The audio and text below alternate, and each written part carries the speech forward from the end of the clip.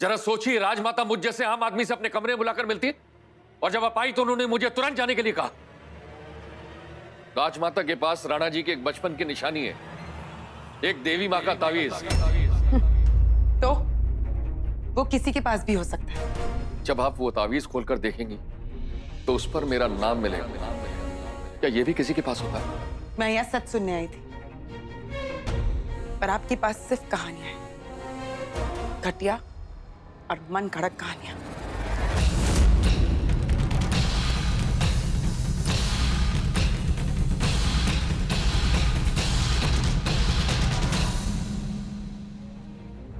राजमाता, ये पूजा कोई सामान्य पूजा नहीं। ये पूजा करने वाली मां को सच्चे मन से संकल्प करना होता है कि अपने पुत्र की लंबी आयु और समृद्धि के लिए वो हर त्याग करेगी, और इसके प्रतीक स्वरूप यज्ञ से पहले वो अपने रक्त से देवी की प्रतिमा को स्नान करवाती है। राजमाता प्रियमवदा सिंह देव का रक्त सिर्फ रगों में दौड़ने फिरने के लिए नहीं है पुरोहित जी। समय आने पर हम अपने बेटे के लिए रक्त की आखिरी बूंद तक बहा सकते हैं। ये पात्र तो क्या, हम अपने राणा जी के लिए रक्त से समुंदर भर सकते हैं।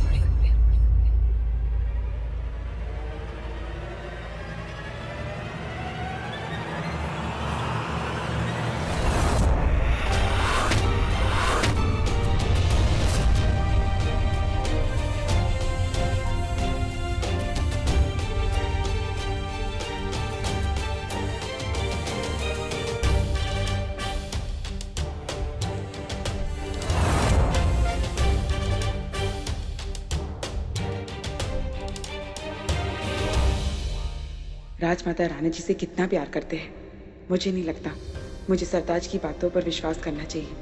देवी माँ, उनकी बातों में कोई सच्चाई ना हो।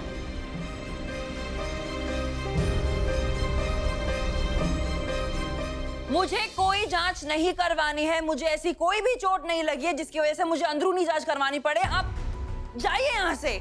देखिए, अगर आप जांच नहीं करवाना चाहती हैं तो मैं कुछ आपको दवाइयाँ दे रही हूँ, ये आप समय से लेते रहिएगा।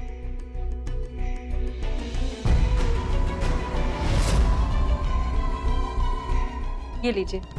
दीजिए।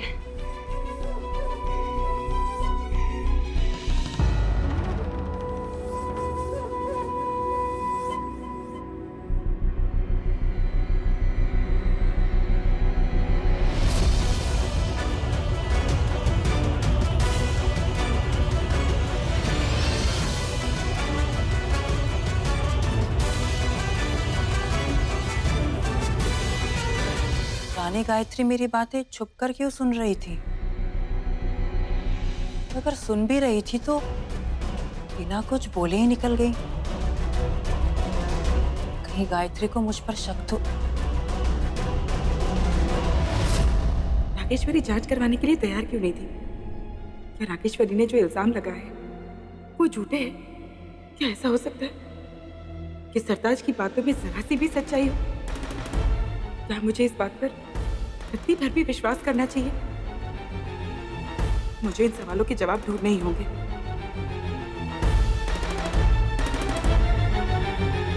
लकड़ी की तलवार से दूर से बच्चों को डराया तो जा सकता है, लेकिन उससे दुश्मन के वार नहीं रोके जा सकते।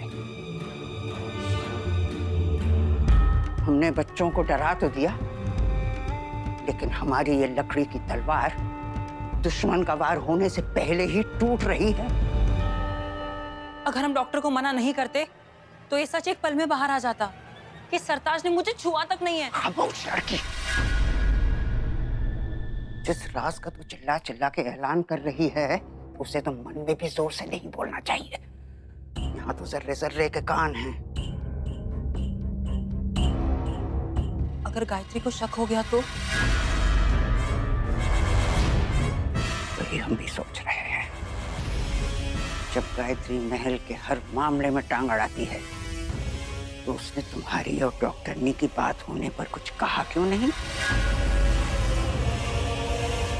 जब जबान चलनी बंद होती है तब दिमाग चलना शुरू होता है।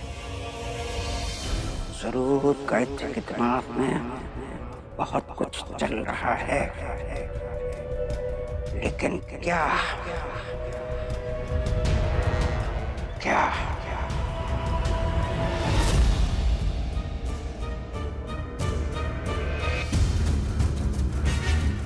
जब आप वो तावीज खोलकर देखेंगी तो उस पर मेरा नाम मिलेगा। मुझे राजमाता के कमरे में जाकर उस तावीज को ढूंढना चाहिए, तसल्ली तो करनी होगी।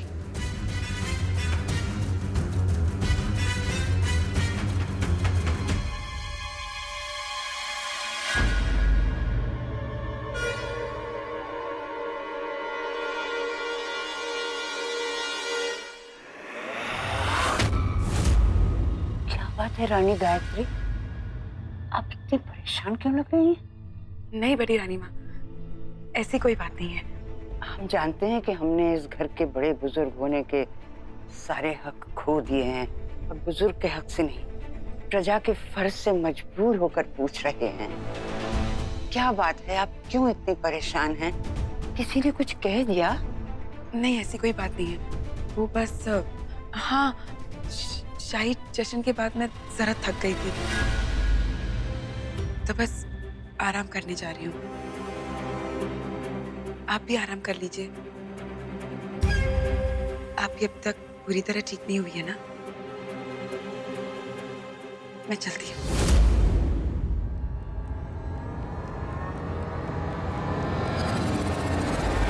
कुछ तो है जो आप हमसे छिपा रही हैं रानी गायत्री, लेकिन हम भी इसका पता करके रहेंगे, चाहे कुछ भी हो जाए।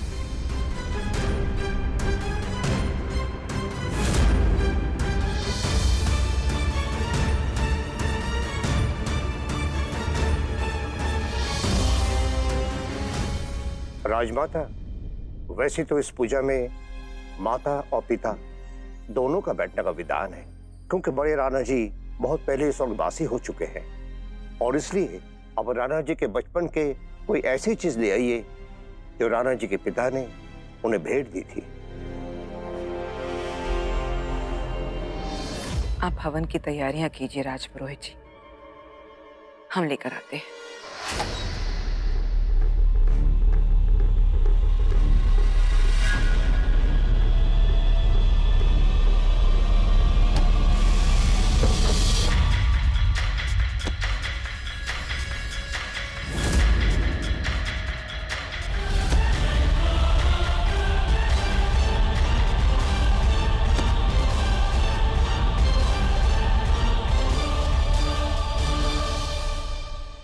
उस झूठे पर मुझे कभी विश्वास नहीं करना चाहिए था।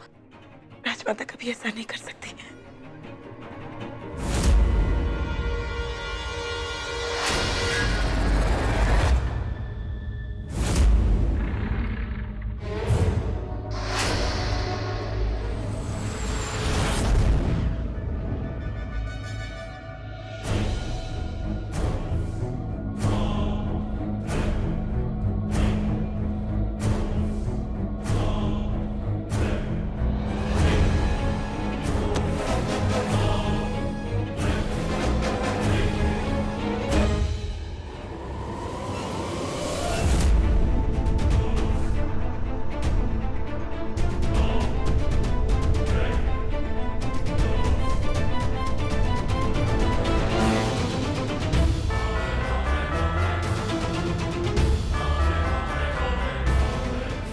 जब आप वो तावीज खोलकर देखेंगी तो उस पर मेरा नाम मिलेगा।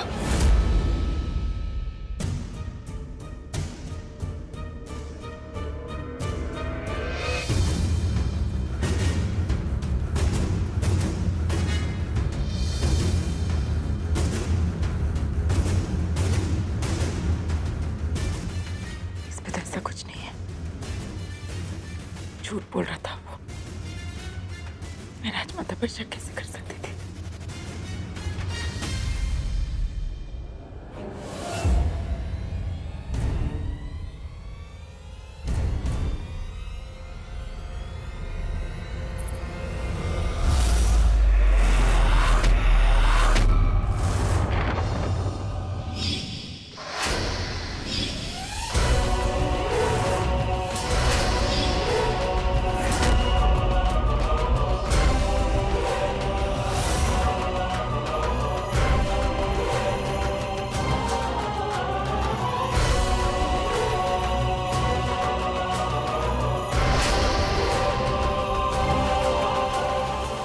आपको राणा जी का फैसला बदलना ही होगा, वरना कहीं अनजाने में ऐसा ना हो जाए एक बेटा अपने पिता की हत्या कर दे।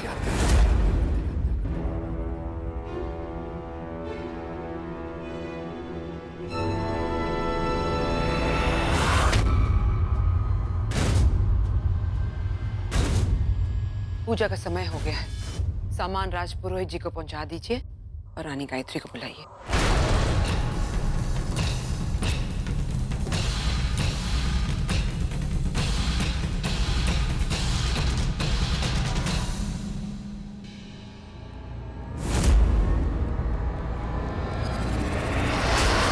ये दरवाजा खुला कैसे है?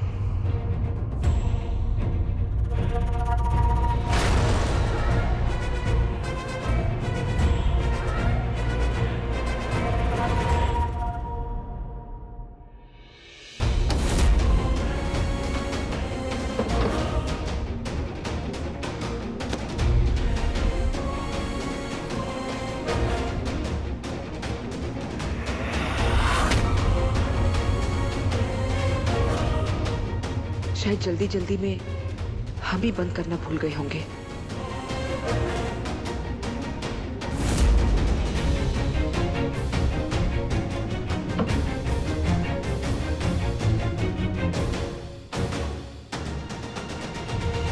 सरताज के नाम का ताबीज राजमाता ने इतना संभाल के क्यों रखा है? कहीं सरताज सच तो नहीं कह रहा है? इस सच और झूठ का निर्णय राजमाता ही कर सकती है। मुझे उनसे बात करनी होगी।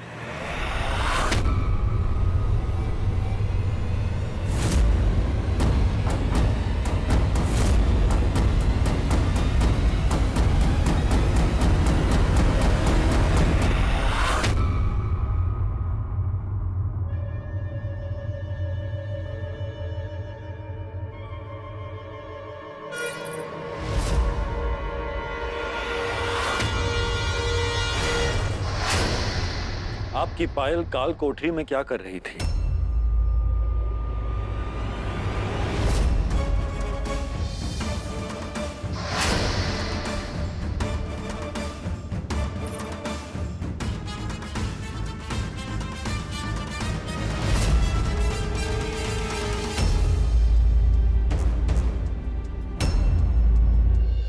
आपकी पायल काल कोठरी में क्या कर रही थी? गायत्री, आप हमारे फैसले के खिलाफ क्यों जा रही हैं? उस एक पत्थर की आंख वाले से क्यों मिलने गई थी आप? आपका गुस्सा जायज है राणा जी, पर मुझे ऐसा लगता है रागेश्वरी जो कह रही है वो सच नहीं है। उसकी कई बातें हैं जो इशारा करती है कि उसने सरताज को फंसाया है। आप जानते हैं, उसने डॉक्टरी जांच करवाने से भी इनकार कर दिया। वो ऐसा सब क्यों? उसने जांच कराने से इनकार कर दिया तो आपने समझ लिया कि वो झूठ बोल रही है। जब जख्म गहरा होता है तो ठंडी हवा का झोंका भी दर्द जगा देता है, और उस बेचारी के तो आत्मा पर जख्म लगा है। हम उससे ये उम्मीद कैसे कर सकते हैं कि वो सारी दुनिया के सामने अपने दर्द की नुमाइश करती फिरे? ये सभी बातें सही है राणा जी, आप एक बार सरताज की बात सुन तो आपने लीजिए। रागेश्वरी को गलत साबित करने की जिद क्यों पकड़ ली है गायत्री? आपको किस पर शक है? हम पर या हमारे इंसाफ पर?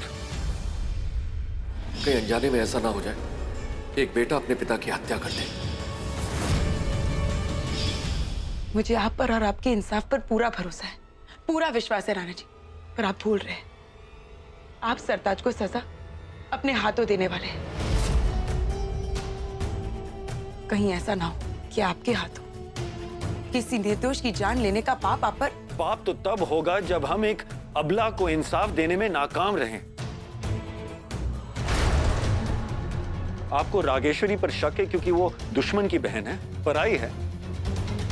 और अगर वो पराई है तो फिर सरताज कौन सा हमारा अपना है? और अगर होता भी तो इंसाफ अपना पराये देकर नहीं किया जाता। गायत्री, वो आदमी आपके जज्बातों को हमारे खिलाफ इस्तेमाल कर रहा है, और हम इस साजिश में नहीं फंसेंगे।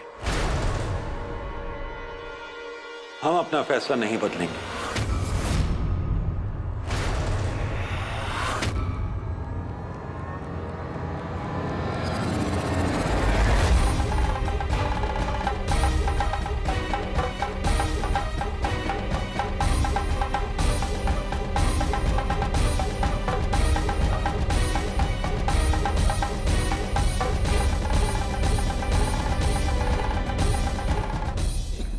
गायत्री उस सरताज की जान क्यों बचाना चाहती है?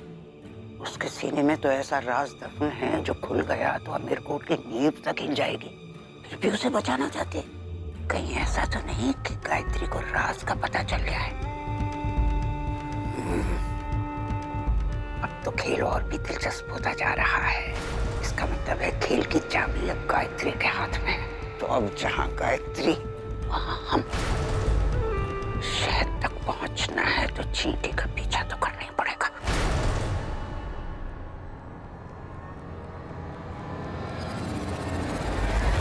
अब आपके हाथ में यह कलावा बांधा जाएगा।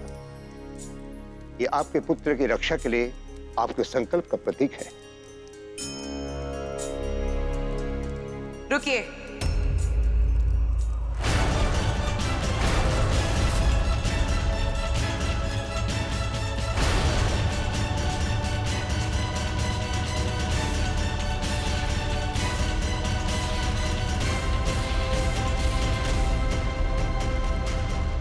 क्या हुआ रानी गायत्री? आपने पूजा क्यों रुकवा दी? और पूजा के शुभ विधि में इस प्रकार विघ्न डालना सही नहीं है रानी गायत्री। मैं जानती हूँ पुरोहित जी, प्रार्थना की नींव सत्य पर रखी जाती है, और जहां मन में सत्य ना हो वहां प्रार्थना प्रार्थना नहीं रहती। इसलिए ऐसी प्रार्थना को शुरू करने से पहले ही रोक देना बेहतर होता है।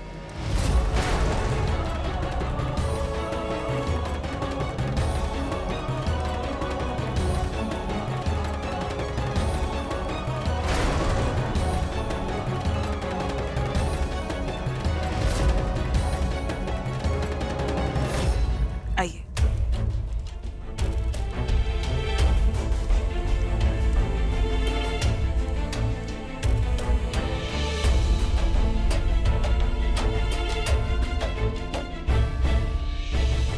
राजमाता, मैं सच जानना चाहती हूँ। क्या इस महल में ऐसा कोई राज है जो अब तक आपने छिपा कर रखा है?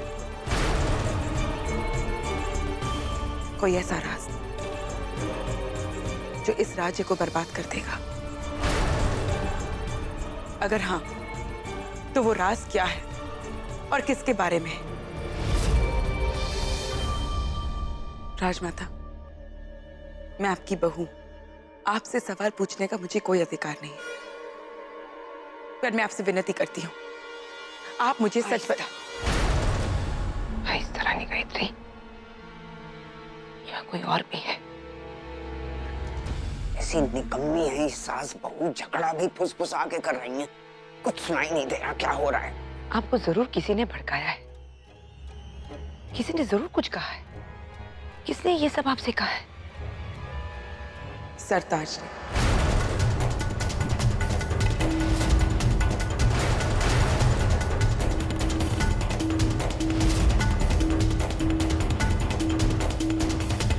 आप सरताज से मिली थी?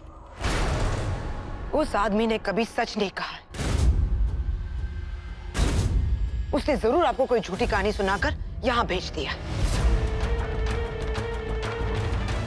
अफसोस तो ये है कि आप कीचड़ में उतरे और कमल भी नहीं मिला। मैं उसकी बातों को सच नहीं मान रही हूं,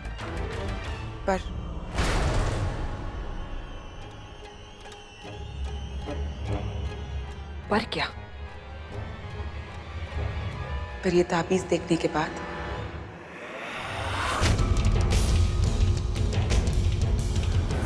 झूठ भी नहीं मान पा रही। एक मरता हुआ आदमी ऐसी कहानियां क्यों बनाएगा? और उस दिन मैंने सरताज को आपके कमरे में देखा था। और क्या रानी? हमने आपको उसी दिन बता दिया था कि वो हमारे कमरे में क्या कर रहा था। राजमाता, मैं देख रही हूँ पिछले कुछ दिनों से आप कितने परेशान हैं।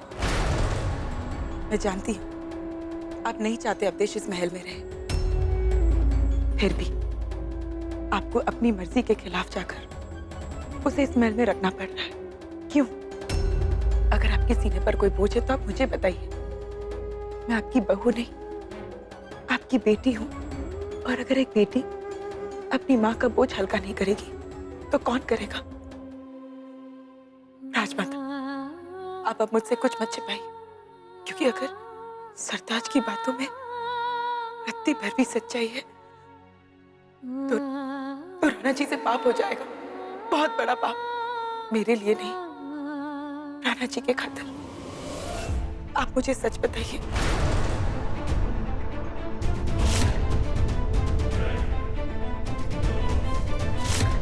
आप सच जानना चाहती हैं? हम आपको जरूर बताएंगे।